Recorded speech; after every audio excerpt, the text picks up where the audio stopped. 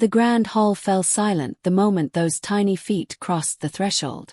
Every wolf in the Montclair pack turned to stare as the child, no more than 4 years old, walked straight through the circle of alphas, past the council of elders, and stopped directly in front of me. His silver eyes, identical to Étienne's, locked onto mine, and he spoke the one word that would shatter everything I thought I knew: Mother. If this story already has your heart racing, wait until you hear what happens next. But first, do me a favor. Tell me the city you're watching from so I can send you a hug, because you're going to need it after this emotional journey. Drop your city in the comments right now.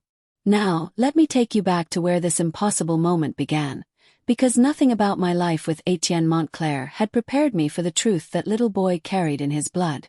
My name is Céleste Beaumont, and I had been Luna of the Montclair pack for 3 years. 3 years of standing beside the most powerful alpha in the Northern Territories. 3 years of enduring the whispered disappointment every time my body failed to carry his child to term. 3 years of watching Étienne's jaw tighten whenever the council suggested he take a second mate to ensure the bloodline. He always refused, always stood beside me, always swore that we had time, that I was enough, that the pack would have its heir when fate decided. But fate, I learned that day, had already decided. Years before I even met Étienne. The morning started like any other council meeting. The great hall of Montclair Manor was filled with the senior pack members, 30 wolves representing the strongest families in our territory. Autumn light streamed through the tall windows, illuminating the ancient tapestries that told our pack's history. Étienne sat in the alpha's chair, his presence commanding even in stillness. His dark hair was pulled back, revealing the sharp angles of his face, and those silver eyes that had first captured me swept across the room with calculated authority. I stood beside him, my hand resting on the carved wolf head that adorned his chair. The Luna's position. A position I'd fought to deserve, not through blood or birthright, but through every decision I made for our pack's welfare. Laurent Beauséjour, the head of the council, was mid-sentence about border patrols when the doors opened. Not burst open. That would have triggered immediate defensive response from our guards. No, they opened slowly, almost tentatively, and a scent rolled into the room that made every wolf's nostrils flare. The child smelled like pack, like Montclair pack specifically. But more than that, beneath the familiar notes of pine and mountain air that marked our territory, there was something else.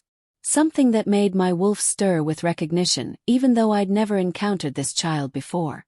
The boy who entered was small, dressed in clothes that had seen better days. Worn trousers, a shirt too large for his frame, shoes with holes in the soles. His dark hair fell across his forehead in waves that mirrored Étienne's exactly, and when he lifted his face, those silver eyes, that distinctive Montclair silver, scanned the room until they found me. Not Étienne. Me. He walked forward with a confidence that seemed impossible for someone so young, so small.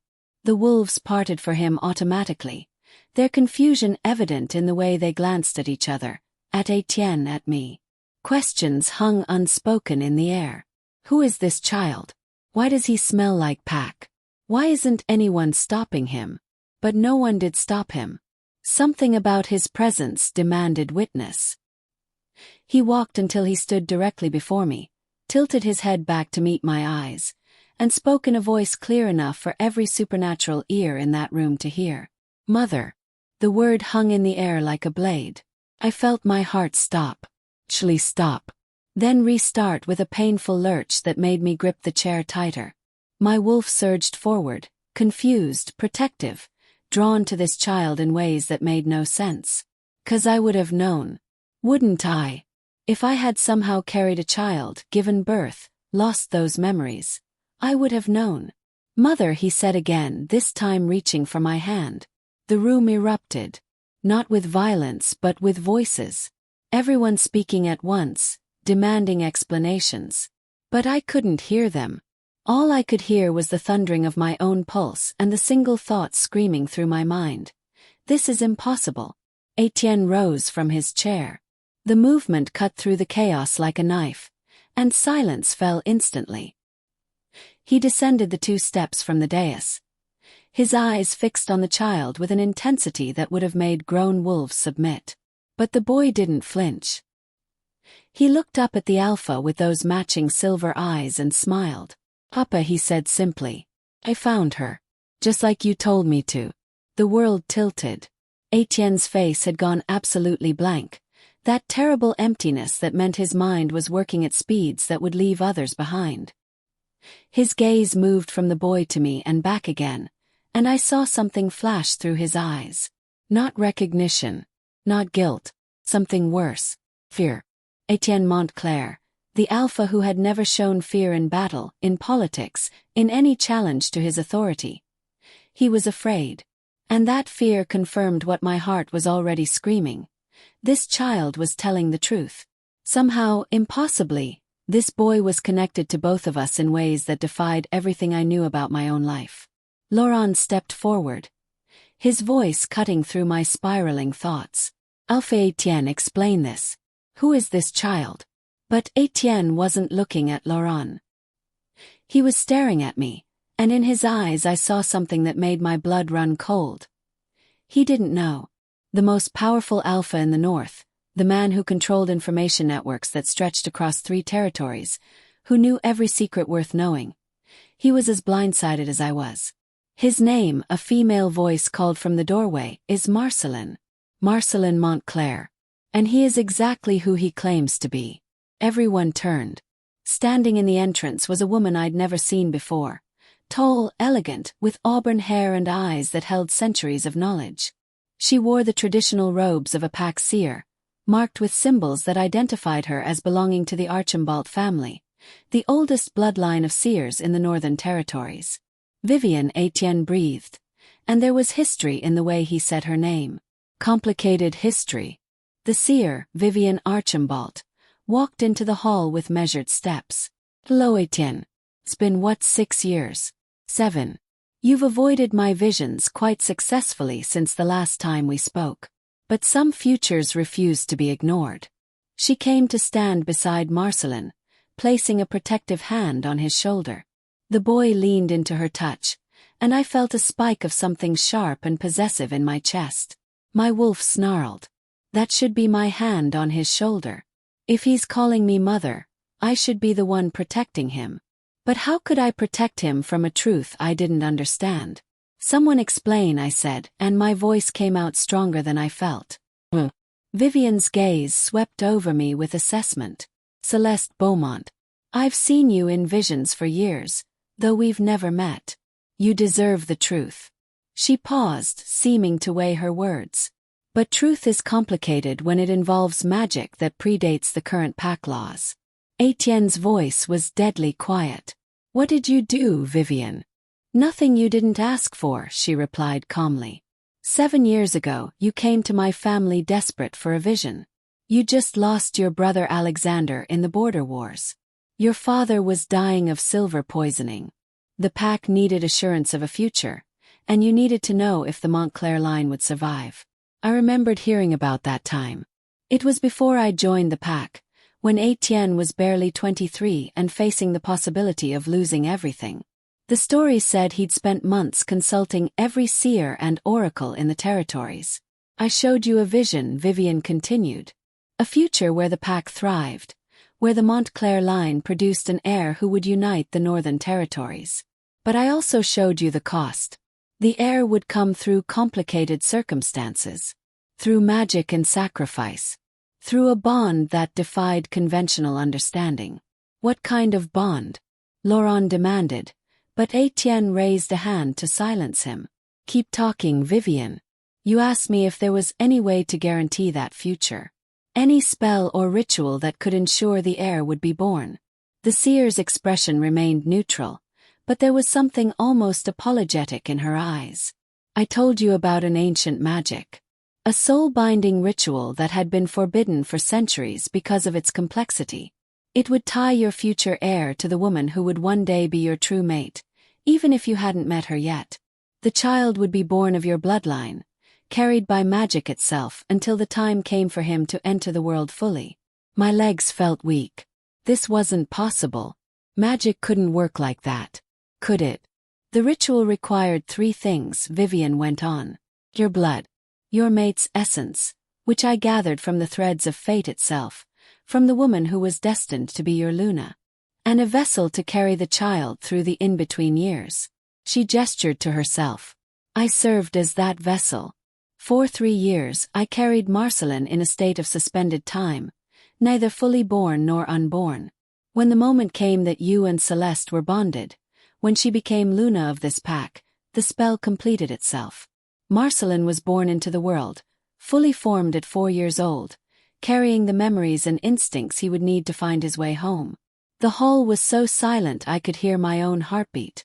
Could hear the whisper of breath from 30 wolves who were processing something that sounded like fairy tale and nightmare combined.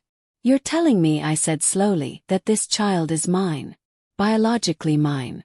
Even though I never carried him. Never gave birth to him. Never even knew he existed. The magic used your essence, yes. Vivian's voice was gentle. In every way that matters biologically and magically, Marcelin is your son. Born of your bloodline and Étienne's. The ritual preserved him until you were ready. I looked down at the boy, at Marcelin, who was watching me with those impossibly familiar silver eyes. He smiled, and it was Étienne's smile. Reached up with small hands, and the gesture was instinctively mine. A perfect combination of 2 people, manifested through magic that sounded like it belonged in ancient texts, not standing in our hall calling me mother. Why didn't you tell me? Étienne's voice was rough. 7 years, Vivian. 7 years you've kept my son hidden. Because the magic demanded secrecy. The seer met his anger without flinching. If I had told you, if you had known, you would have tried to find him. Tried to force the timeline. The spell was specific. Marcelin could only fully enter the world once Céleste became Luna. Once the bond between you 2 was established. Any interference before that would have killed him. Rage rolled off Étienne in waves. You should have trusted me with that choice. Would you have waited? Vivian asked simply. Would you have been able to know you had a son somewhere, existing in a space between worlds, and not tried to bring him home? Your love would have destroyed him, Étienne. So I carried that burden for you. The words hit like physical blows. I watched Étienne struggle with them. Watched him fight between rage at the deception and understanding of the impossible position Vivian had been in. Finally, his shoulders dropped slightly. He turned to look at me, and in his eyes I saw the question he was afraid to ask. Do you believe her? I knelt down in front of Marcelin. The boy watched me with solemn attention as I studied his face. Every feature told a story. Étienne's bone structure, my nose, his grandfather's stubborn chin, my mother's delicate ears. Perfect genetic tapestry. But more than that, my wolf recognized him. Not with memory, but with instinct deeper than memory. The same instinct that told me when pack members were injured, when territory boundaries were threatened, when Étienne needed me even before he called.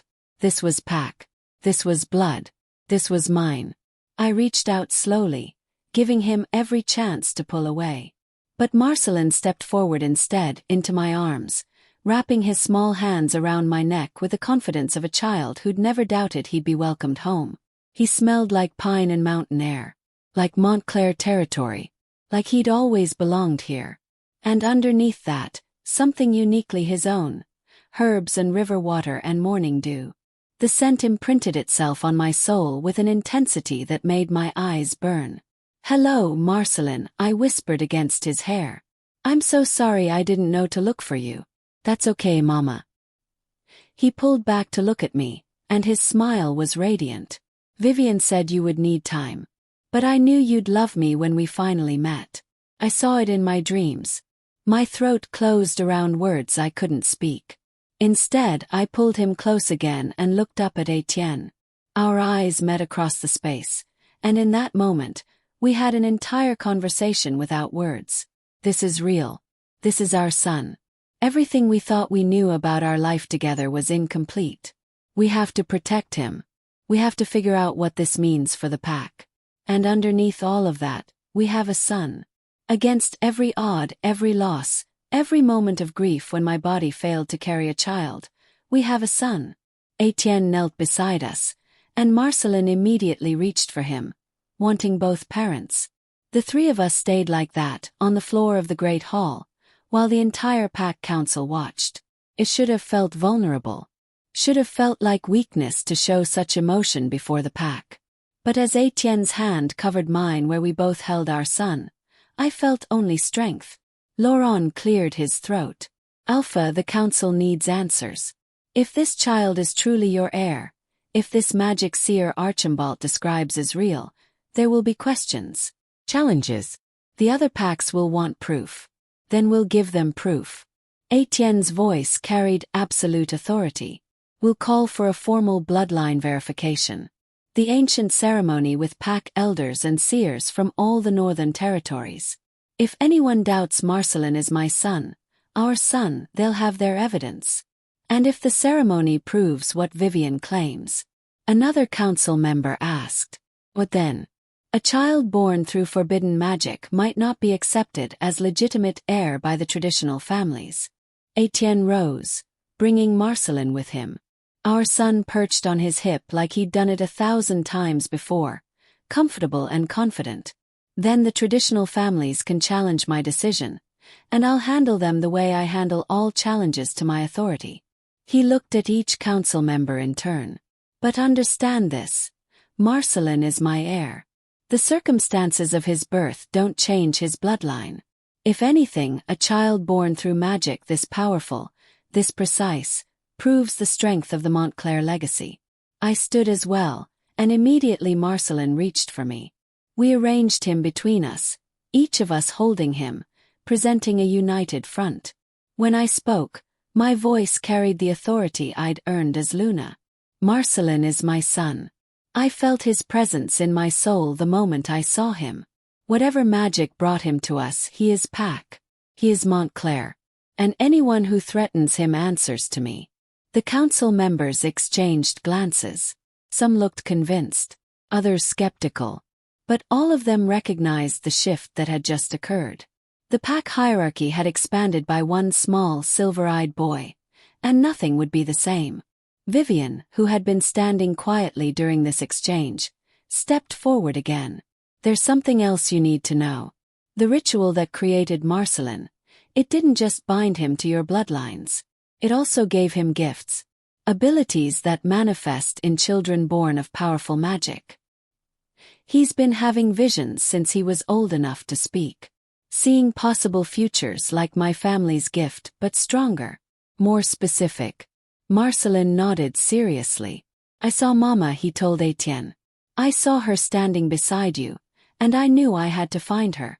But I also saw other things. Dark things. He looked at me with eyes too ancient for his small face. Bad wolves are coming. They want to take Papa's territory. They don't believe a Luna who can't. His voice faltered, child's instinct telling him he was approaching painful territory. They don't believe you should be Luna. My heart clenched. Even at 4 years old, carrying the weight of visions about challenges to his mother's position. What else did you see, sweetheart? I saw us winning. His smile returned, bright and certain. I saw our pack getting bigger. More families coming. And I saw a baby. He tilted his head, considering. Or maybe 2 babies. The future's fuzzy on that part. Étienne and I exchanged glances. Baby. After years of loss, the idea seemed impossibly painful to hope for. But Marcelin had just walked into our lives through magic that shouldn't exist. Maybe hope was the most reasonable response. Laurent spoke again, his tone more measured now. If the child has vision gift, the Archibald family will want to train him. And if there are challenges coming, we need to prepare. He looked at Étienne. Alpha, I recommend we accelerate the bloodline ceremony. Call the witnesses for 3 days from now. Make our claim before others can organize opposition. Agreed, Étienne said. Send messengers to the neighboring packs. We'll conduct the ceremony under the full moon. He turned to Vivian. Will you stand as witness? Testify to what you did. The seer's expression was solemn. I'll tell them everything. And I'll face whatever consequences the pack laws demand for using forbidden magic. You'll face nothing, I interrupted. You protected our son. Kept him safe until the timing was right. The pack should honor you, not punish you. That's not your decision alone, Luna Celeste, one of the elder council members pointed out. Pack law is clear about forbidden magic. Then we'll change the law, I replied firmly. Starting with this case. The council erupted again in debate, but I wasn't focused on them anymore. Marcelin had laid his head against Étienne's shoulder, his small body suddenly heavy with exhaustion. The weight of entering fully into the world, of finding his parents, of surviving the shock of such a dramatic introduction. It had drained him. He needs rest, I said quietly to Étienne. And we need time to process this. Let the council argue procedure. Our son needs us. Étienne nodded. He addressed the room with alpha command that cut through the debate. We'll reconvene tonight. For now, I'm taking my family to the private residence. Laurent, coordinate with the other council members on the ceremony arrangements. Vivian, you'll stay as our guest. Everyone else, continue your duties. The pack needs to see strength and normalcy, not chaos. The dismissal was clear. The council members filed out, some casting curious glances at Marcelin, others looking troubled. When the last one had left, Étienne turned to the guards at the door. No one disturbs us for the next 4 hours unless the territory is under direct attack. We climbed the stairs to the family quarters in silence. Marcelin drifted in and out of wakefulness, murmuring softly about dreams and home. The private residence was a sharp contrast to the formal great hall, comfortable, lived in, decorated with pieces that told the story of our 3 years together. Photos of pack gatherings. Art we'd collected. The quilt my mother had made when Étienne and I bonded. And now we'd add a child to this space. This child who had always existed but was just now arriving. My mind was still struggling to reconcile the impossibility of it. Étienne carried Marcelin to the guest room, though I supposed it would be Marcelin's room now, and laid him gently on the bed. Our son curled immediately into the blankets, his breathing evening out into sleep. We stood there, side by side, watching him for a long moment. This is real, I whispered. This is actually real.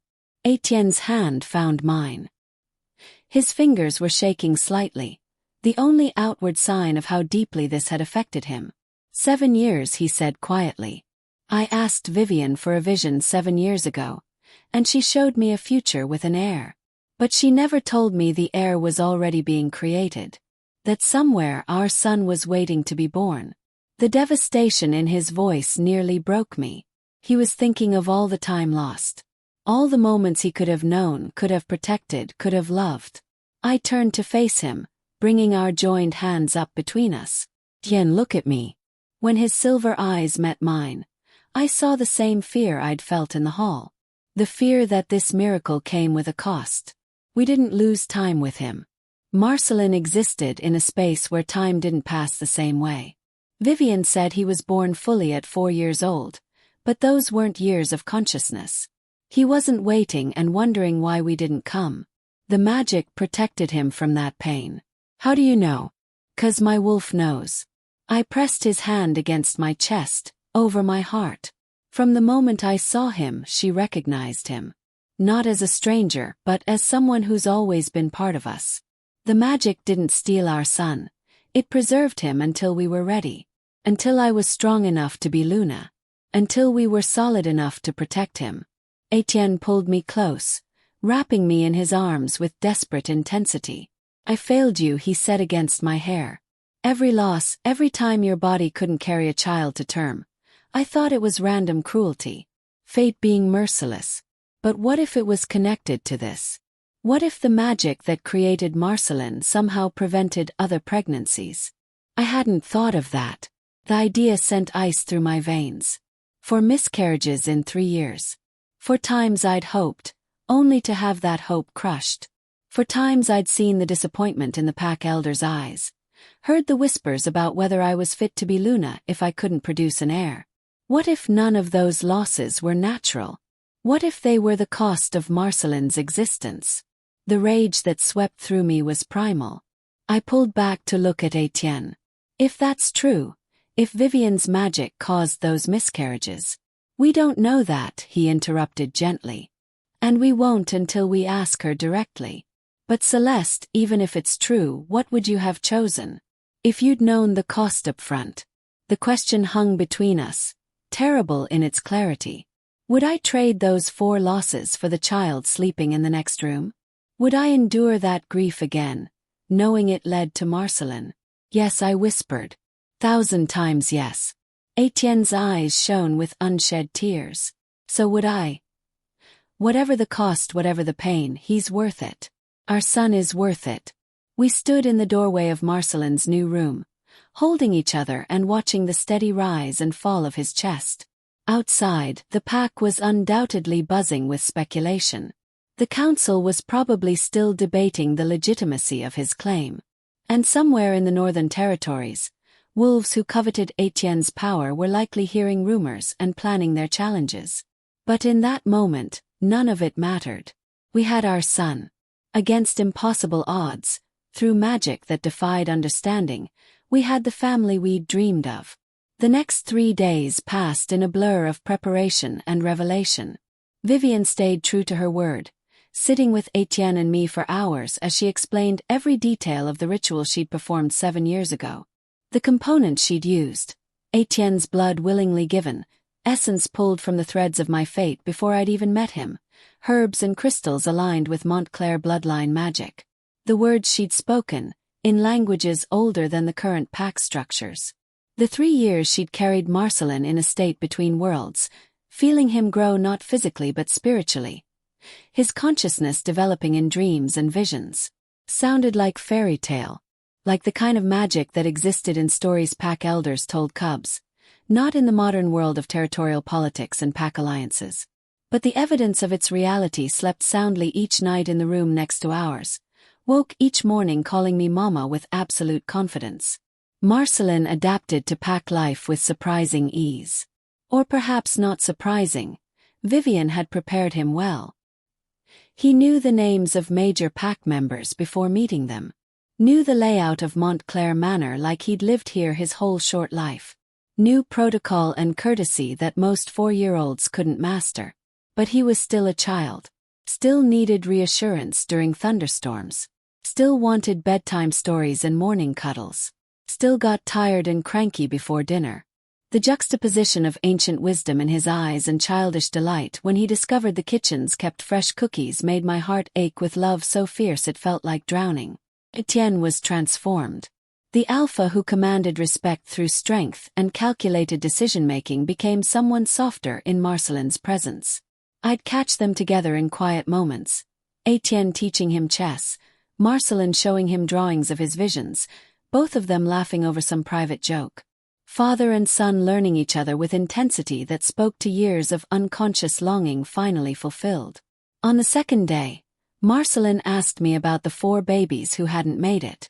I was in the library, reviewing territorial maps for the upcoming ceremony, when he climbed into my lap with the directness children have before they learn social filtering. Mama, why are you sad about the babies who couldn't stay?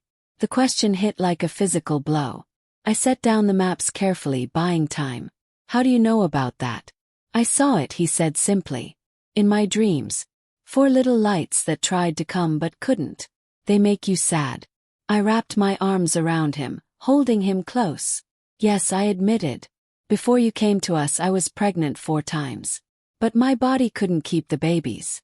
They left before they were ready to be born. Marcelin was quiet for a moment, processing. Then, it's not your fault. Something in my chest cracked open. I know, sweetheart. But sometimes knowing something in your head doesn't stop your heart from hurting. He twisted in my lap to look up at me with those 2 wise eyes. The babies couldn't stay because I needed all of you, he said matter-of-factly. The magic Vivian used, it needed your whole body. Your whole soul. There wasn't room for other babies while I was being made. I stared at him, and through the shock I felt Etienne's presence. He'd come to the library doorway, drawn by hearing voices. His face was absolutely still, but I could read the confirmation in his eyes. He'd asked Vivian the same question, gotten the same answer. So it wasn't that you weren't strong enough, Marcelin continued, his child's voice explaining cosmic truth. It was that you were so strong you could make me. The other babies, they'll come later. I saw them in my visions. You're going to have 2 more. Maybe 3. The future gets fuzzy on the 3rd one. Tears spilled down my cheeks before I could stop them. Not tears of grief this time, but of relief so profound it felt like absolution. For 3 years I'd carried the weight of those losses as personal failure. Proof that I wasn't enough, wasn't fit to be Luna, couldn't fulfill my most basic duty to the pack. And here was my son, my impossible miraculous son, telling me those losses weren't failures at all. They were the price of his existence. A price that had already been paid. Étienne crossed the room and gathered us both into his arms. The 3 of us stayed like that, tangled together, while I cried out years of grief and guilt. Marcelin patted my face with small hands, and Étienne pressed kisses to my hair. And somewhere deep inside me, something that had been broken since the first miscarriage finally began to heal. That night, while Marcelin slept, Étienne and I talked for hours. About the ceremony coming the next day. About the challenges we'd face from traditionalist families. About what it meant to parent a child who could see possible futures, who carried magic in his blood that exceeded anything in current pack lines. But mostly we talked about hope. About believing in impossible things. About how sometimes the greatest blessings came wrapped in circumstances that looked like curses until you stepped back far enough to see the whole picture. The ceremony took place under a full moon so bright it cast shadows across the ritual grounds. Every Northern Territory pack sent representatives, alphas and their lunas, elder councils, seers and magic workers. The space was packed with hundreds of wolves, all gathered to witness the verification of Marcelin's bloodline. Marcelin stood between Étienne and me on the raised platform, dressed in traditional ceremony robes. He should have looked small, overwhelmed by the crowd and the weight of scrutiny. Instead, he held his head high with dignity that reminded me this child had been born with purpose literally written into his magical DNA. The ceremony master was Séraphine Laurent, the oldest living seer in the Northern Territories. She was nearly 200 years old, her face lined with wisdom and her eyes sharp with the kind of sight that saw past physical reality into truth itself. She approached our family with measured steps, carrying the ceremonial bowl that would be used for the verification. The ancient magic requires blood, she announced, her voice carrying easily across the assembled wolves. Blood from the claimed father. Blood from the claimed mother. Blood from the child. Mixed in sacred water under the full moon, the truth will reveal itself. Laurent, acting as our council representative, stepped forward with the ceremonial knife. The blade was silver, ancient, marked with runes that predated written pack history. He offered it first to Étienne. My mate took the knife without hesitation. He made a clean cut across his palm, letting blood drip into the bowl of sacred water. The liquid shimmered, taking on a faint silver glow. Then Laurent offered the knife to me.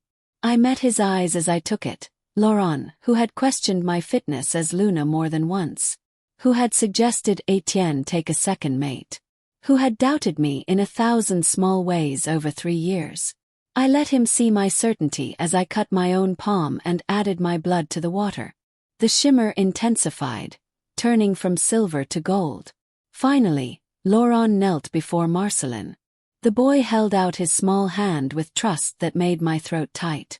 The cut was tiny, barely a drop, but when Marcelin's blood hit the water, the entire bowl erupted with light. Not gentle shimmer but blazing radiance that made every wolf shield their eyes. When the light faded, the water in the bowl had transformed. Instead of the mixture of blood and water, it showed an image. 3 wolves running together through forest.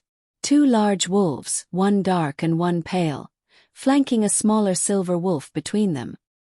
Family. Undeniable bloodline connection. Séraphine studied the image for a long moment, then raised her voice for all to hear. The ancient magic has spoken. This child, Marcelin Montclair, carries the bloodline of both Alpha Étienne Montclair and Luna Céleste Beaumont. By blood right, by magic right, by every law that governs pack hierarchy. He is the legitimate heir of the Montclair pack. The gathered wolves erupted in response. Not all positive. I could hear arguments breaking out, voices raised in protest or support. But the traditionalists who had hoped to challenge Marcelin's claim had no ground to stand on now. The ancient magic was undeniable. Étienne raised a hand, and silence fell. "My son," he said clearly. "Heir. Any who wish to challenge this can face me directly." The threat was implicit but clear. No one moved. Then Marcelin spoke, his child's voice somehow carrying across the space. "Thank you for coming to my naming ceremony." He smiled with genuine warmth. "I know I'm different. I know the magic that made me is scary to some of you. But I promise to be a good heir. To learn everything I need to know to protect our pack when I'm older. And," he glanced up at Étienne and me, "to make my parents proud." The sweetness of it, the earnest childishness combined with the gravity of the moment, seemed to shift something in the crowd. I saw expressions soften. Saw wolves who had been skeptical look at Marcelin with new eyes. Saw the moment when he stopped being a political complication and became, simply, a child who deserved protection. Seraphine placed a hand on Marcelin's head in blessing. "May you grow strong in wisdom and power, young heir. May your gifts guide rather than burden. May the pack you will someday lead flourish under your care." After the ceremony came a feast that lasted well into the night. Pack members who had traveled from distant territories wanted to meet Marcelin, to see the child born of ancient magic. He handled it all with grace that astonished me, answering questions, accepting well wishes, even sitting patiently while elder wolves told stories of similar magic from generations past. But I could see the exhaustion building behind his eyes. The weight of so much attention, so much expectation. Finally, as the moon reached its peak, I caught Étienne's attention and nodded toward Marcelin. We made our excuses to the remaining guests and retreated to the family quarters. Marcelin was asleep before we reached the residence, curled against Étienne's shoulder with complete trust. As we tucked him into bed, he stirred slightly. "Did I do okay?" he murmured. "Was I a good heir?" "You were perfect," I whispered, smoothing his hair back. "We're so proud of you." He smiled without opening his eyes, already sinking back into deep sleep. "Love you, Mama. Love you, Papa." The words were soft, sleepy, absolutely sincere. And they demolished the last of my defenses. I had to leave the room before I started crying again, before the sheer overwhelming miracle of having this child called me undone completely. Étienne found me on the private balcony, staring out at the moon-washed forest. He wrapped his arms around me from behind, and we stood in silence for a long moment, processing everything that had happened. "We have a son," I said finally. The words still felt surreal. A son who saw us in visions before he ever met us. Who walked through that door and knew exactly who we were. A son who loves us already, Étienne added quietly. "Did you see his face when the ceremony ended? He wasn't worried about pack politics or bloodline verification. He just wanted to know if we were proud of him." I turned in his arms to face him. "Are you proud?" His smile was tender, beyond measure. Not because he handled the ceremony well, though he did, but because he's ours. Because against every impossible odd, fate gave us exactly what we needed when we needed it. What about what he said? About the other babies? I hesitated, afraid to voice the hope. "Do you think his visions are accurate?" Étienne's hand came to rest on my stomach, warm and solid. "I think our son has his mother's strength and his father's stubbornness, and he inherited magic from bloodlines older than our current pack structures. If he says he's seen our future children, I believe him." He paused, and his voice dropped lower. "But even if that vision never manifests, we already have more than I ever dreamed possible." The next weeks brought challenges we'd anticipated and some we hadn't. News of Marcelin's dramatic appearance spread across the territories faster than wildfire. Some packs sent congratulations and gifts, recognizing the legitimacy the ceremony had established. Others sent veiled threats or requests for audience, wolves looking for weakness to exploit or alliances to forge. But the most unexpected challenge came from within our own pack. 3 weeks after the ceremony, during a standard council meeting, one of the newer council members, Céleste Beaumont, a distant cousin of mine who had joined from a smaller pack, stood and made a formal request that stopped everyone cold.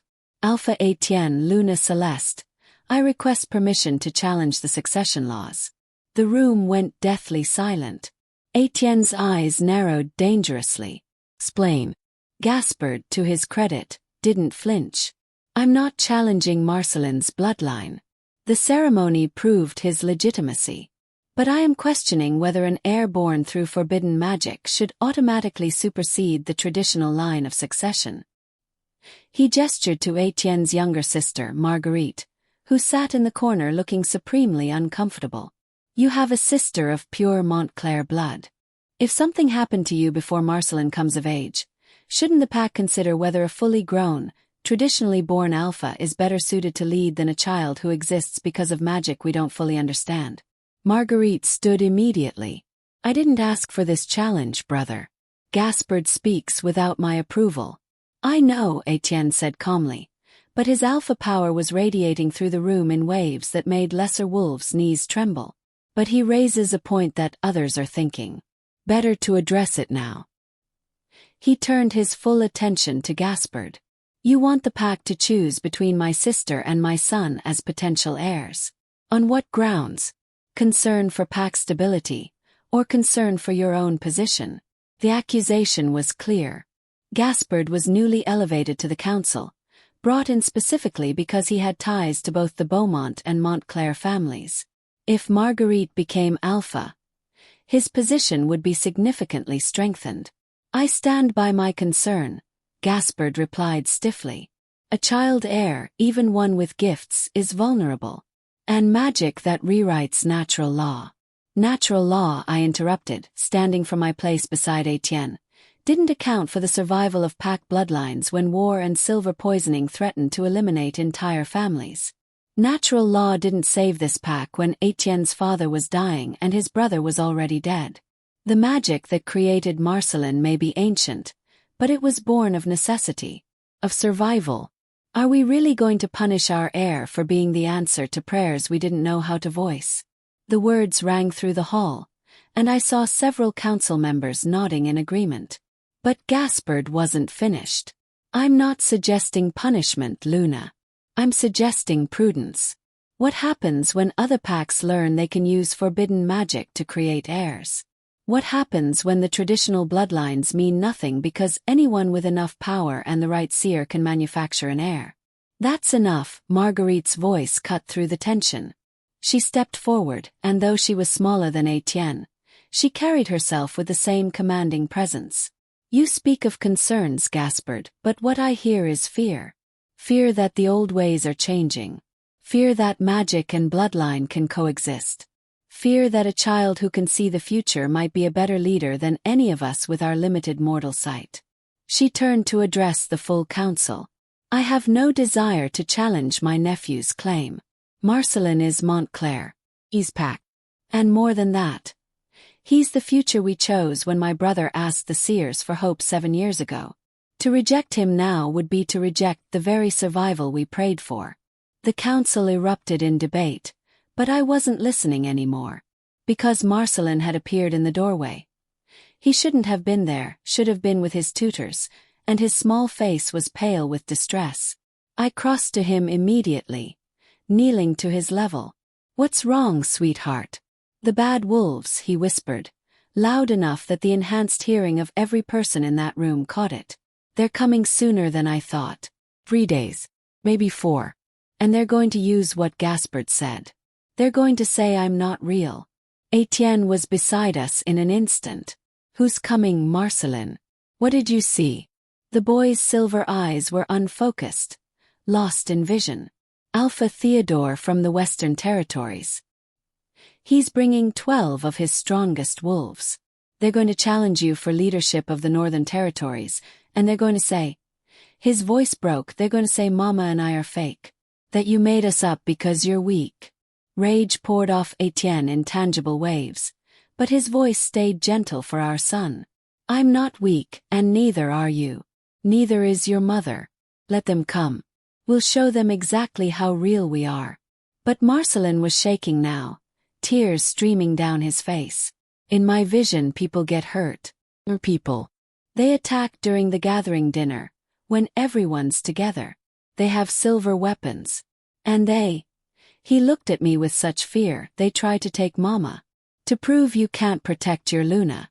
As flooded my veins. Theodore was known for ruthless tactics, but attacking during a gathering dinner violated every code of pack hospitality. And targeting the Luna specifically, that was designed to humiliate Étienne, to make him look weak before the other packs. I pulled Marcelin close, looking up at Étienne. We need to prepare. He nodded, his expression going cold and calculated. Laurent, send messages to our allied packs. I want reinforcements here within 2 days. Marguerite, work with the guard captains on defense protocols. Everyone else. Not a word of this leaves this room. If Theodore thinks he's going to surprise us, let him keep thinking that. What about the gathering dinner? Someone asked. Should we cancel? No, I said firmly. We show no fear. But we'll be ready. The next 3 days were a blur of preparation disguised as normal pack business. Reinforcements arrived from allied territories, slipping in quietly without fanfare. The guard rotations were adjusted to put our strongest fighters in key positions. Silver-resistant armor was distributed to pack warriors. And Étienne personally oversaw the security arrangements for the gathering dinner, which was scheduled for the evening of the 3rd day. Marcelin's visions proved invaluable. He could describe the attack in specific detail, which doors Theodore's wolves would use, which pack members would be targeted first, even what weapons they'd carry. It was like having a playbook for a battle that hadn't happened yet. But the visions came with a cost. Each one left Marcelin exhausted, sometimes feverish. Vivian explained that his gift was still developing, still learning to handle the weight of seeing multiple possible futures simultaneously. We limited how much we asked of him, but he was insistent on helping. I can see it, Mama, he told me the night before the expected attack. I can see the future where everyone's safe, where the bad wolves lose. But I can also see the future where people die. Where you, his voice cracked, where you get hurt because you're protecting me. Have to help. I have to make sure we get the good future. My heart broke for him. 4 years old and carrying the weight of trying to prevent a tragedy he'd already witnessed. I held him close, rocking him like I'd done every night since he came into our lives. You've already helped more than you know. The visions you've shared have given us time to prepare. Now you need to rest, to let the adults handle the fighting. But what if my visions change? What if I see something different and can't warn you in time? Then we adapt, Étienne said, entering the room. He came to sit beside us on Marcelin's bed. Son, being able to see the future is a powerful gift. But it's also a burden, and you're too young to carry it alone. Your mother and I, we've survived challenges before. We'll survive this one. Your job is to stay safe, to trust us, and to know that whatever happens, we love you. Marcelin nodded, but I could see the fear in his eyes. The terrible knowledge that his parents were walking into danger, and he couldn't stop it. It was a feeling I understood intimately. I'd felt it every time Étienne had to face a challenger, every time pack business took him into dangerous territory. That night, after Marcelin finally fell asleep, Étienne and I lay in bed making contingency plans. If Theodore's wolves breached our defenses, if they managed to separate us, if the worst happened and one of us was injured or killed. If I die, Étienne said quietly, you take Marcelin and run. Get him to the Archambault family. Vivian will protect him until he's old enough to claim his birthright. I'm not running, I replied just as quietly. If you die, I'll finish the fight. And then I'll raise our son to be the kind of alpha who would make you proud. He pulled me close, and I could feel his heart racing despite his calm exterior. I love you, Céleste. Everything I've built, everything I've fought for, it's all for you and Marcelin. Don't forget that. I won't, I promised. But you're not dying tomorrow. Neither am I. We're going to survive this, and Theodore is going to learn that threatening a family born of ancient magic is a fatal mistake. The gathering dinner began exactly as planned. The great hall was filled with pack members and visiting wolves, the tables laden with food, the atmosphere festive. To any observer, it looked like a normal pack celebration. No hint of the warriors positioned at strategic points, the silver-resistant armor hidden under formal clothing, the weapons within easy reach. Marcelin sat between Étienne and me at the high table, looking adorable in his formal robes. He'd asked to attend, and after long debate, we'd agreed. Keeping him locked away would signal fear, and besides, his visions might provide early warning if anything changed. For the first hour, nothing seemed amiss. Pack members ate and drank, conversations flowed naturally, and visiting wolves from allied packs mingled with our own. I was almost beginning to hope Marcelin's vision had been wrong, that Theodore had thought better of his plan. Then Marcelin's hand tightened on mine. "They're here," he whispered. "North doors and east doors. 12 wolves plus Theodore. They're about to." The doors exploded inward. Not metaphorically. They literally blew off their hinges in splinters of wood and burst of smoke. Through the debris came Theodore's wolves, shifted to half-form, weapons drawn, moving with coordinated precision that spoke of military training. But we were ready. Our own warriors shifted instantly, forming a protective barrier around the non-combatants. The visiting allied wolves moved to support us. They'd been briefed on the possibility of attack. And Étienne stood, his alpha power flooding the room with such intensity that several of Theodore's wolves actually stumbled. "Theodore," he said, his voice cutting through the chaos, "you violate pack hospitality. You attack during a gathering dinner. Give me one reason I shouldn't end you where you stand." Theodore himself strode through the broken doors, a massive wolf in his prime with scars that told of decades of battles. He was flanked by 2 beta wolves, both carrying silver chains, designed for capturing, not killing. My stomach dropped. They really were planning to take me hostage. "The reason, Montclair, is that your claim to leadership of the Northern Territories is false." Theodore's voice boomed across the hall. "You claim an heir born of forbidden magic. You claim a Luna who couldn't even carry a natural child. You've grown weak, hiding behind a woman and a magical construct, and it's time the Northern Territories had strong leadership again." Several things happened at once. Étienne's eyes flashed pure silver, his wolf rising to the surface.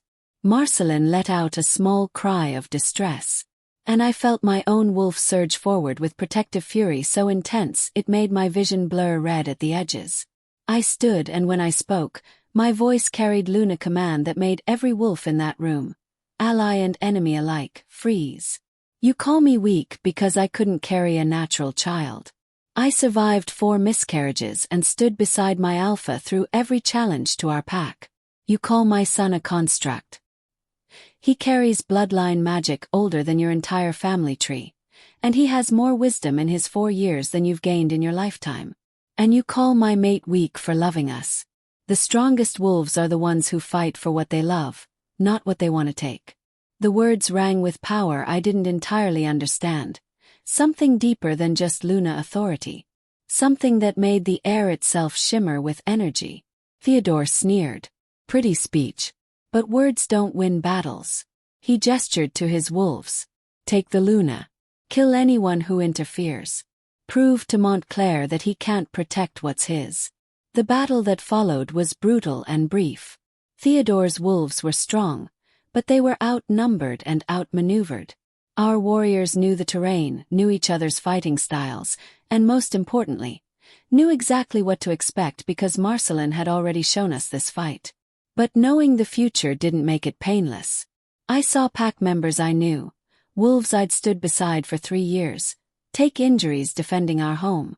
Saw blood spill on floors that had hosted celebrations and councils. Saw the vicious reality of what it meant to lead a pack when that leadership was challenged by violence. The 2 beta wolves with silver chains came for me as predicted. I met them with a combination of Luna power and 3 years of combat training Étienne had insisted on. The first one went down when I shattered his wrist, and the chain he held, with a strike that called on strength I shouldn't have had. The second one got close enough to wrap the chain around my arm before Marguerite appeared from the side, taking him down with devastating efficiency. "Are you all right?" she gasped, helping me unwrap the silver chain.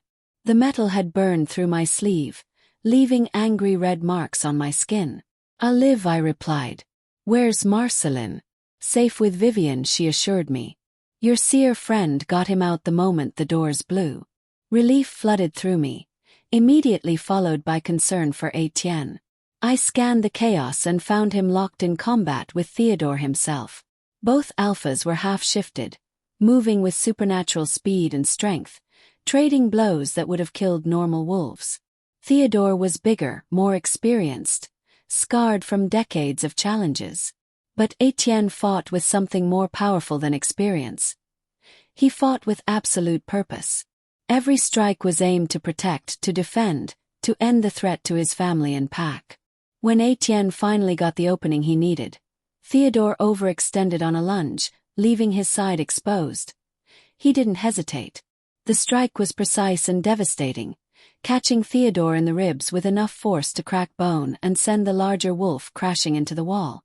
Theodore slumped to the floor, blood streaming from his mouth. His wolves, seeing their alpha defeated, immediately backed down, pack instinct recognizing the shift in power. Étienne stood over Theodore, his voice carrying to every corner of the now silent hall. "You came into my home, threatened my mate, tried to take my Luna hostage, insulted my heir and questioned my strength." He leaned down, making sure Theodore heard every word. "The only reason you're still breathing is because I want you to carry a message back to anyone else who thinks to challenge me." He straightened, addressing not just Theodore but every wolf present.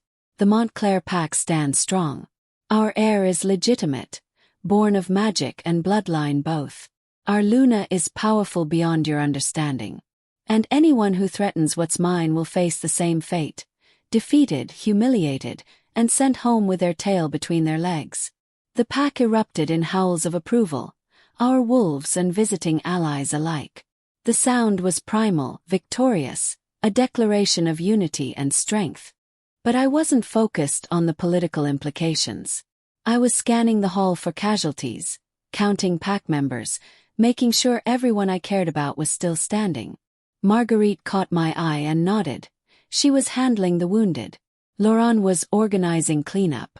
The guards were securing Theodore's remaining wolves. Everything was under control. We'd survived. We'd won. I made my way through the crowd to Étienne. He was still half-shifted, covered in blood, some his own, most Theodore's, but his eyes found mine immediately. The silver intensity softened when he saw I was safe, though his gaze lingered on the burn marks on my arm. "You're hurt," he said, reaching for me.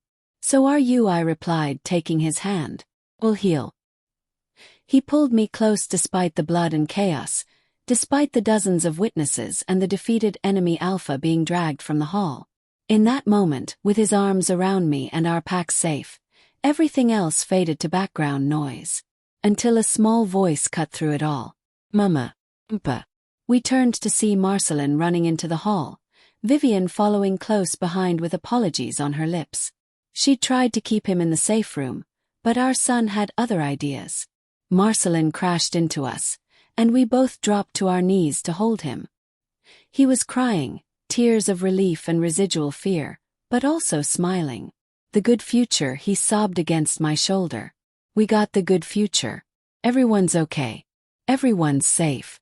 "Yes, we did," I murmured, looking at Étienne over our son's head. "We got the good future."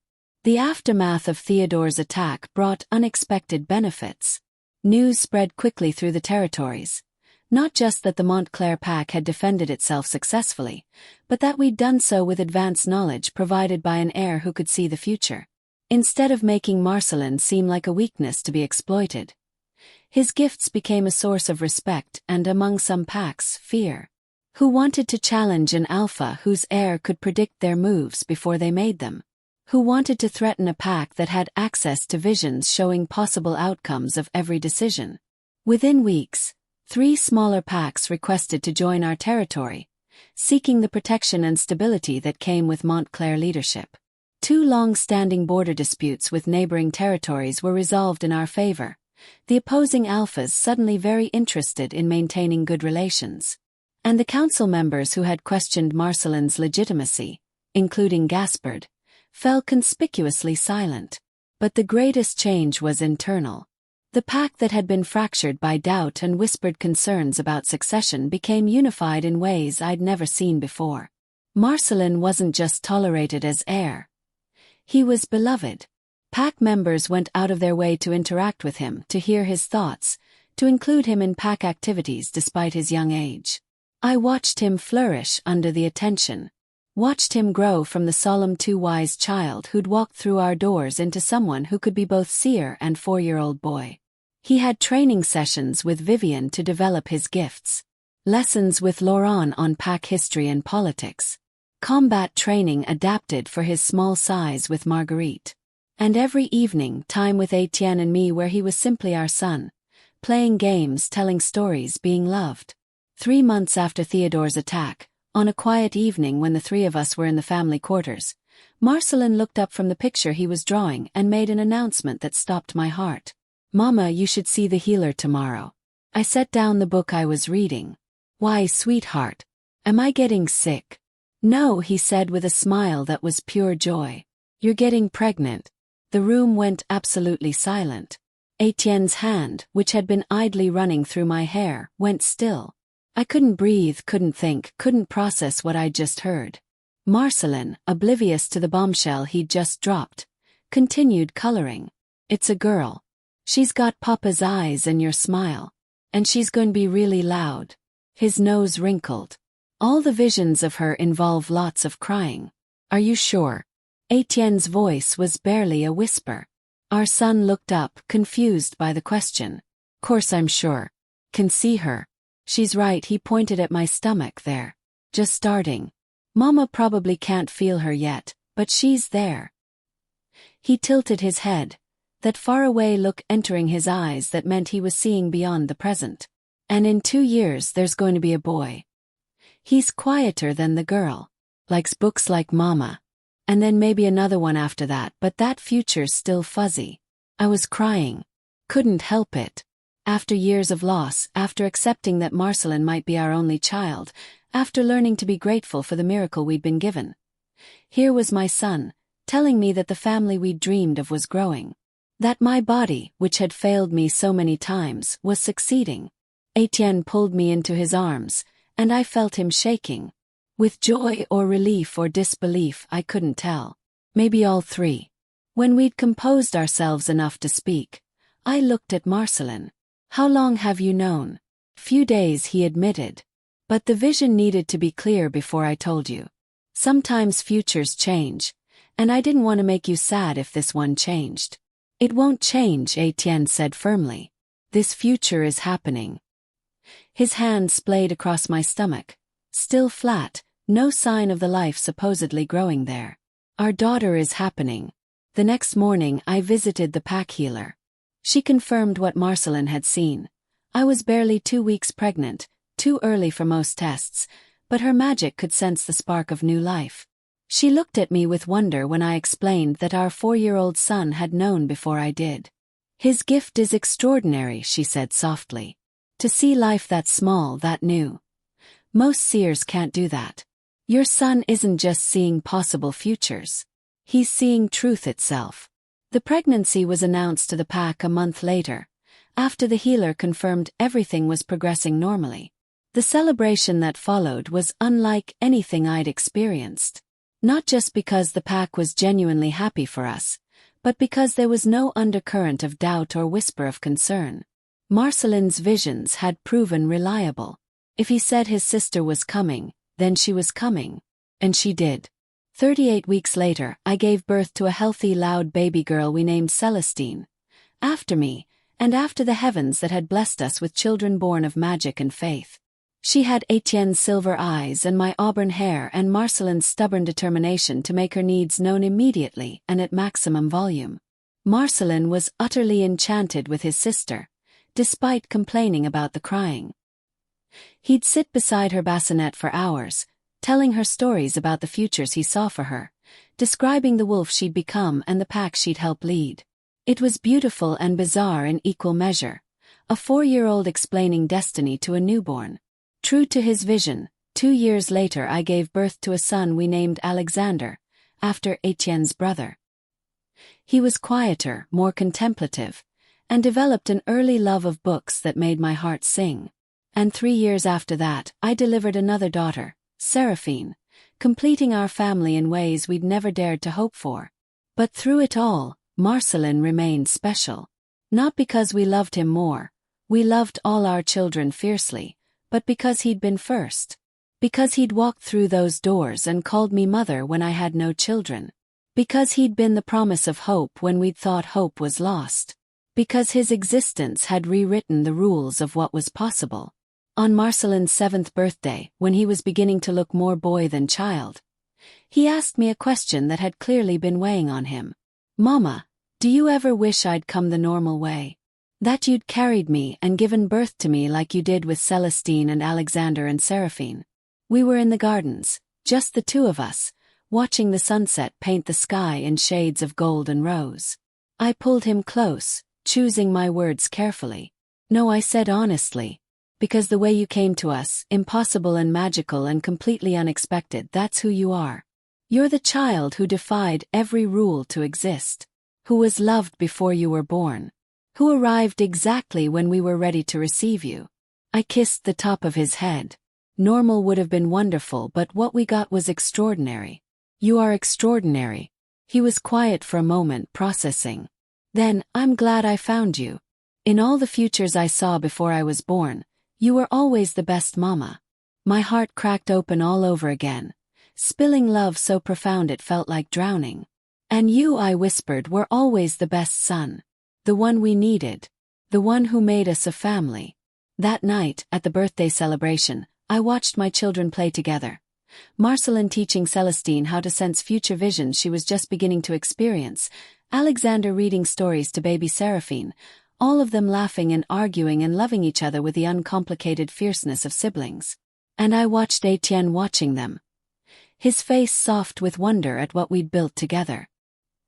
He caught me staring and crossed the room to wrap his arms around me. "What are you thinking?" "That we got the good future," I replied, echoing Marcelin's words from that terrible day when Theodore attacked. Against all odds, through impossible magic and painful losses and challenges that should have broken us, we got the good future. "We did," he agreed. "And we'll keep fighting to protect it." Years passed.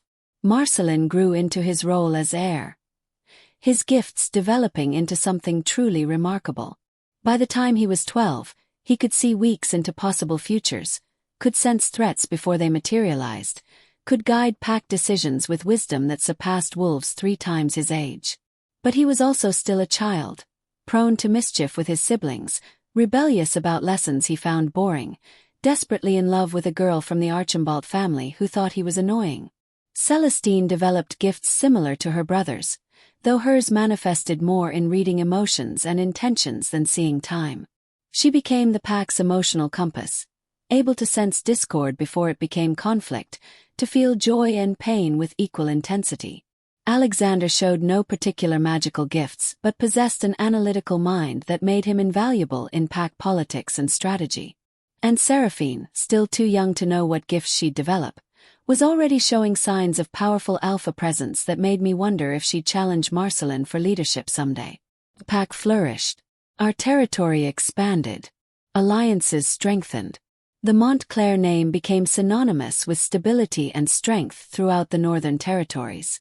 And at the center of it all was our family, unconventional in its origins, unshakable in its bonds. On Marcelin's 15th birthday, he asked permission to visit Vivian Archambault, the seer who had carried him, protected him, brought him home. We granted it immediately, and I went with him. Some conversations required witness. Vivian greeted us at the Archambault family estate with warmth that spoke to years of connection. She'd been a regular presence in Marcelin's life, helping him develop his gifts, teaching him to navigate the burden of sight. But this visit felt different. Marcelin had a purpose. We settled in her private study, surrounded by books and artifacts that hummed with magic. Marcelin was quiet for a long moment before he spoke. "I've been seeing visions," he said carefully, "of the time before I was born, when I was in the space between worlds." Vivian's expression didn't change, but I saw her hands tighten on the arms of her chair. "What did you see?" He replied simply. "Carrying me, protecting me, feeling me grow even though I wasn't fully real yet." He leaned forward, and in his eyes I saw the wisdom that had always been there, now fully developed. "You were more than a vessel. You were my first mother. The one who kept me safe when the magic could have destroyed me. The one who sacrificed 3 years of her life so I could exist." Tears streamed down Vivian's face. "I couldn't tell you. The magic required that you not know until I was ready to understand," Marcelin finished. "No. But I'm ready now. And I wanted to say thank you. For everything you gave up. For what you carried. For loving me before my parents even knew I existed." Vivian pulled him into an embrace, and I had to look away from the intimacy of it. This was their moment, seer and vision-born child, connected by magic that transcended normal bonds of kinship. When Marcelin finally pulled back, he looked at me. "Mama, is it okay if I love Vivian too? Not instead of you, but alongside you." "Oh, sweetheart," I said, my voice thick with emotion. "Love isn't finite. You can love as many people as your heart holds. Vivian will always be special to you. It should be." The three of us talked for hours that day about the ritual, about the years Vivian carried Marcelin, about the choices made and the sacrifices given. It was healing in ways I hadn't known we needed. Releasing the last threads of pain and guilt and doubt that had lingered despite our joy. When we finally left the Archambault estate, Marcelin took my hand as we walked to the car. "In one of my visions," he said conversationally, "I saw you and Papa when you're old. Like really old. Surrounded by grandchildren and great-grandchildren. The pack is huge and everyone's happy." He squeezed my hand. "We did good, Mama. In every future I can see, we did good." I squeezed back, blinking away tears. "We did," I agreed. "We really did." The story could end there, with the promise of a bright future, with a family complete, with all challenges overcome. But life doesn't work in neat narrative arcs. There were still difficulties ahead. Still moments of doubt and fear. Still days when being Luna felt impossible and nights when I questioned every decision. But whenever those moments came, I'd look at Marcelin, the child who had walked through our doors and called me mother, who had rewritten the rules of what was possible, who had been born of magic and love and desperate hope. And I'd remember that impossibility was just another word for miracle waiting to happen. Years later, when Marcelin was grown and preparing to take over as Alpha, he asked me one final question. We were in the gardens again, our place for important conversations, and the summer sun was warm on our faces. "Do you ever regret it? The pain of those first 4 losses? The years of grief before I came?" I looked at my son, tall and strong and wise beyond his years, and I answered with absolute honesty. "I regret the pain itself.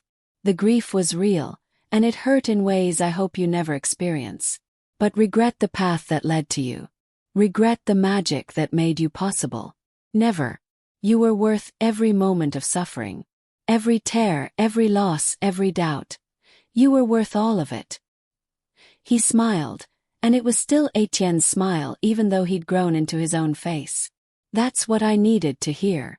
Because I'm about to ask Genevieve Archambault to be my mate, and I needed to know that love born of complicated circumstances can still be worth it. My heart swelled. Vivian's granddaughter. The circle completing itself in ways I hadn't foreseen. "She's perfect for you," I said. "And yes, complicated love is absolutely worth it. Some of the best things in life come wrapped in complications that look like obstacles until you step back far enough to see they were actually pathways." That night, I lay in bed beside Etienne and recounted the conversation. He listened quietly, his hand tracing lazy patterns on my arm until I finished. "He's going to be a good alpha," Etienne said finally. Better than me, probably. Different than you, I corrected. But just as good. He has your strength and strategic mind. He has gifts that let him see possibilities you never could. And he has a heart big enough to lead with both power and compassion. You pause. We raised him well. We did, he agreed. Then softer thank you. For what? For believing in him from the first moment. For never doubting that a child born of impossible magic could be real and loved and perfect. For being the mother he needed, even when you didn't know you were going to be one. Tien pulled me closer. For giving me a family I didn't know how to hope for. I kissed him long and slow, pouring years of love and partnership and shared struggle into the gesture. We gave each other a family, I whispered. You came to me broken by loss, and I came to you carrying grief I didn't understand. Together, we built something neither of us could have created alone. The wedding of Marcelin and Genevieve was held on the same ritual grounds where his bloodline had been verified 15 years earlier. The symbolism wasn't lost on anyone. The child born of forbidden magic, now grown and taking as his mate the granddaughter of the seer who had made his existence possible. It felt like the universe completing a circle, answering questions that had been asked before any of us knew to voice them. I watched my son take his vows, and I saw the boy who had walked through those doors calling for his mother. Saw the child who had predicted futures and saved lives and carried burdens too heavy for such small shoulders. Saw the young man who had grown into his power with grace and wisdom that took my breath away. Beside me, Etienne's hand found mine. Our other children sat in the front row. Celestine weeping openly, Alexander trying to hide his tears, Seraphine already bored with the ceremony despite being only 8. Family. Our impossible, magical, perfect family. After the ceremony, during the celebration, Genevieve pulled me aside. She was beautiful in her wedding robes, her eyes bright with joy and something deeper. Meme Vivian wanted me to give you something, she said, pressing a small wooden box into my hands. She said you'd understand when to open it. I turned the box over, studying the carved runes that decorated its surface. They were similar to the ones that had been on the ceremonial knife used to verify Marcelin's bloodline. Ancient, powerful, purposeful. That night, alone in our chambers, I opened the box. Inside was a letter in Vivian's elegant script, and a small vial of shimmering liquid that hummed with contained magic. The letter read, Dearest Celeste, by the time you read this, Marcelin will be bonded to my Genevieve, and the circle I began 15 years ago will be complete. I write to you now to offer explanation and, if necessary, apology. The ritual I performed to create Marcelin required a price beyond my own sacrifice. It required that your body be held in stasis for creating life until he was born into the world fully. The 4 losses you suffered were not failures of your body or random cruelty of fate. They were the magic protecting Marcelin's existence. Each potential pregnancy threatened the delicate balance of the spell, and the magic responded by ending those pregnancies before they could interfere. I have carried the guilt of this for 15 years. Watched you grieve losses that I caused, that were necessary for the greater magic to succeed. You deserved to know the truth, but the spell forbade it. Now, with Marcelin grown and the magic complete, I can finally tell you. The vial I've enclosed contains the essence of those 4 lost children. Not their souls, those have moved on to whatever comes next, but the potential they carried. The magic preserved it, waiting. If you choose, you can release this essence into the world. It won't bring back the children you lost, but it will transform their potential into blessing for others. Perhaps it will help women in your pack who struggle to conceive. Perhaps it will strengthen the bloodline magic of future generations.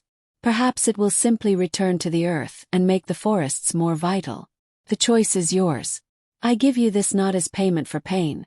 Nothing could repay that, but as acknowledgement that those losses were real, that they mattered, that they deserved to be honored. With love and eternal gratitude, Vivian. I sat with the letter and the vial for a long time, feeling the weight of truth I'd suspected but never confirmed. The losses hadn't been my failure. They'd been the cost of Marcelin's existence. A price paid in blood and grief and hope deferred. I should have been angry. Should have raged at Vivian for keeping this secret, for letting me suffer years of self-doubt and whispered inadequacy. But I couldn't summon the anger. Because the price, terrible as it was, had been worth paying. Marcelin was worth it. Our family was worth it. The future we'd built together was worth every moment of pain. Étienne found me still holding the vial, tears streaming silently down my face. "What is it?" he asked gently. "The truth," I replied. "About the losses. About why my body couldn't carry other children until Marcelin was born."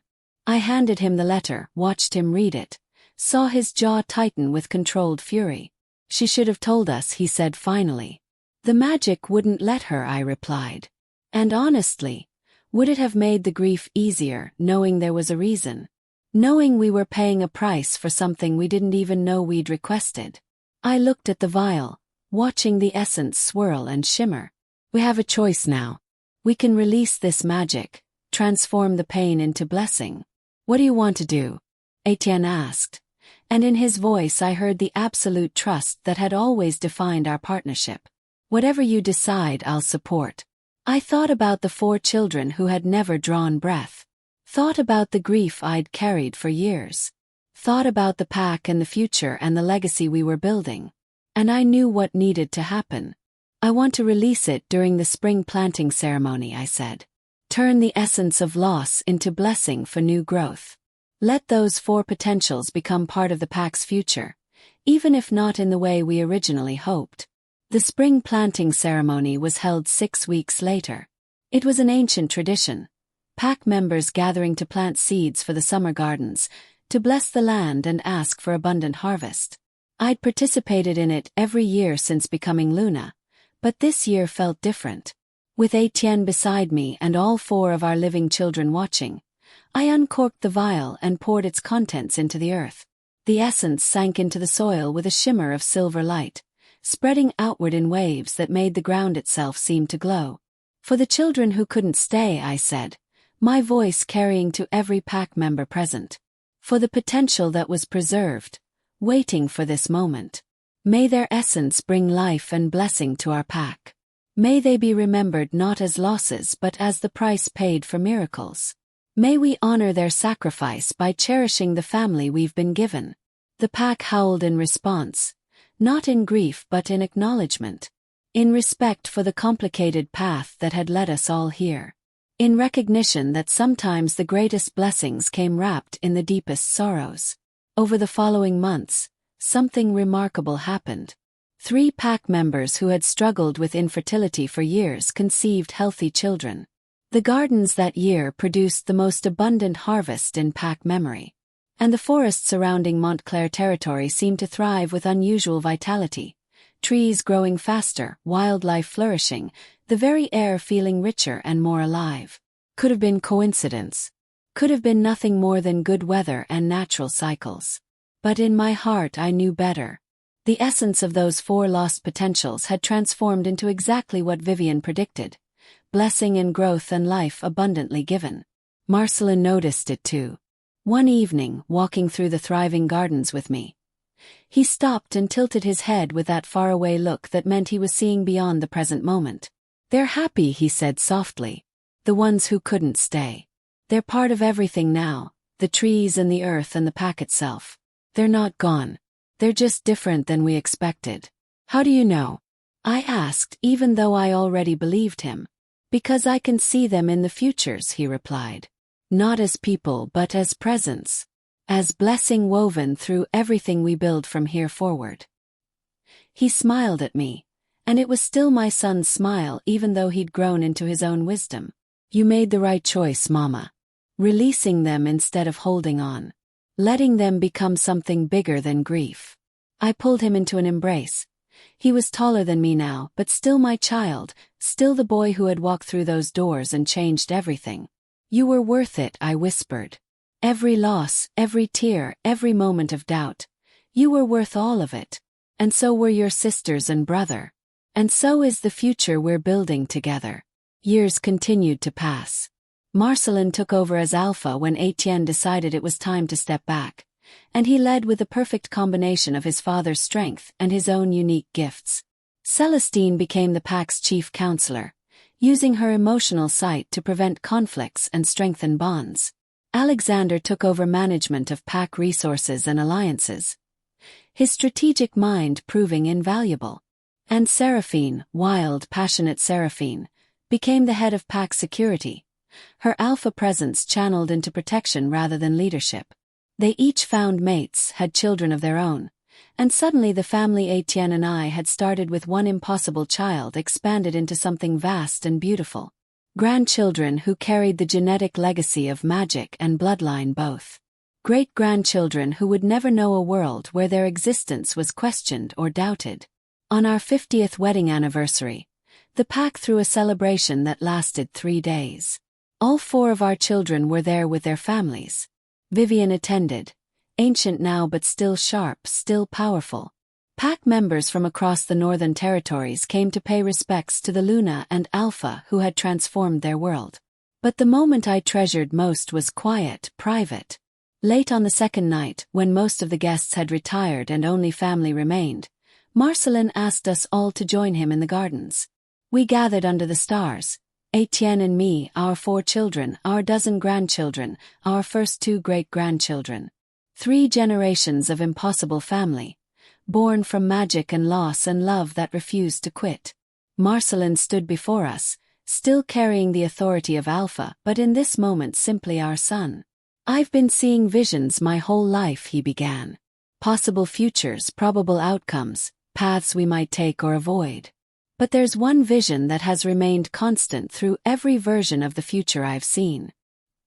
He looked at Étienne and me with eyes that held infinite gratitude. "In every possible timeline, in every version of reality I can perceive, you 2 were exactly the parents I needed. The ones who believed in me before I was born. Who fought for me when others doubted. Who built a pack strong enough to hold all the impossible things I brought with me." He gestured to the assembled family. "And because of you we're all here. Not just physically present but existing in the first place. Each of us carries the legacy of your choice to believe in magic, to trust in the impossible, to build a family that defied every conventional rule." He smiled and it was radiant. "So tonight before everyone else I wanted to say thank you. For being brave enough to accept a child born of ancient ritual. For loving me before you understood what I was. For creating a future none of us could have imagined but all of us get to live." I couldn't speak. Could only hold Étienne's hand and look at our family. Our impossible, magical, perfect family, and feel gratitude so profound it transcended words. Étienne, always more composed than me, managed to respond. "We didn't create this future alone," he said, his voice rough with emotion. "Marcelin, you walked through those doors and called your mother's name, and in that moment, you created us as much as we created you. Every member of this family." He looked at each of our children, grandchildren, great-grandchildren. "You've each added something essential. Something that makes us stronger, more complete, more capable of facing whatever challenges come."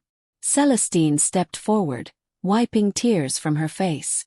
"I have something to say too, if that's okay." When Marcelin nodded permission, she continued. "I've spent my whole life feeling the emotions of others. It's my gift and sometimes my burden. But standing here right now, feeling the love radiating from this family, it's the most powerful thing I've ever experienced. We're not perfect. We've had arguments and disagreements and moments when we didn't understand each other. But underneath all of that, there's this foundation of absolute love and commitment that nothing can shake." She looked at me. "Mama, you taught me that. Papa, you showed me that leadership and love aren't opposites. They're 2 sides of the same strength." Alexander spoke next, his analytical mind bringing structure to emotion. "I've studied pack histories going back centuries. Read accounts of other families, other bloodlines, other legacies.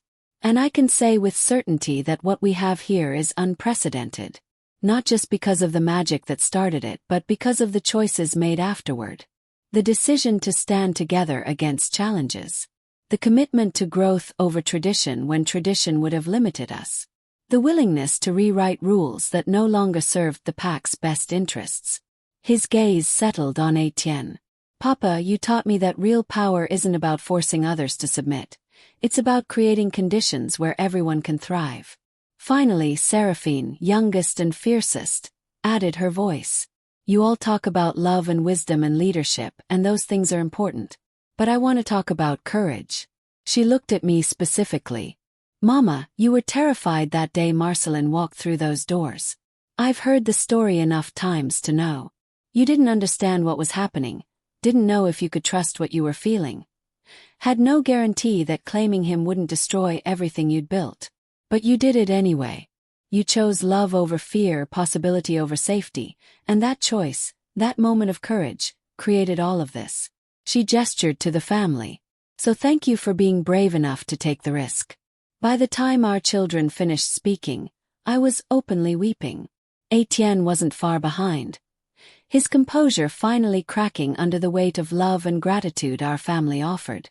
One of our grandchildren, little Aurélien, only 6 years old, spoke up in the silence. Grandmère, why are you crying? Are you sad? I knelt down to his level, pulling him into a hug. No, mon petit. I'm crying because I'm so happy. Because I get to be part of this family. Because your grandpère and I started with nothing but hope and faith in impossible things. And look what grew from that. I gestured to everyone gathered. All of you. This love, this strength, this future. We're crying because sometimes happiness is too big to hold inside. The rest of the anniversary celebration passed in a blur of joy. But that night in the gardens, that moment of 3 generations standing together under the stars, acknowledging the magic and choices and courage that had brought us all into existence, that became the memory I treasured above all others. As Étienne and I grew older, as our children took over more of the pack's daily leadership, we had time to reflect on the journey. Time to see how the choice to accept one impossible child had rippled outward, transforming not just our family but the entire pack structure. The Northern Territories now openly acknowledged magic-born heirs as legitimate. 3 other packs had consulted with Vivian about similar rituals when their bloodlines were threatened. The Archambault family's seer abilities were respected rather than feared. And most importantly, the rigid traditions that had once governed pack life had softened, making room for different kinds of strength, different kinds of leadership, different kinds of family. All because one 4-year-old boy had walked through a door and called me mother. On a quiet morning in late autumn, Étienne and I sat in the gardens, our place for important conversations, watching the sunrise paint the sky in shades of gold and amber. We were in our 70s now, still healthy but feeling the weight of years. Still Alpha and Luna in name, but having passed the daily responsibilities to Marcelin years ago. Do you have any regrets? I asked him, the question that had haunted me periodically throughout our life together. Étienne was quiet for a long moment, considering. Small ones, he admitted. Moments I wish I'd handled differently. Words I wish I'd said or left unsaid. Time I wish I'd spent better. But big regrets.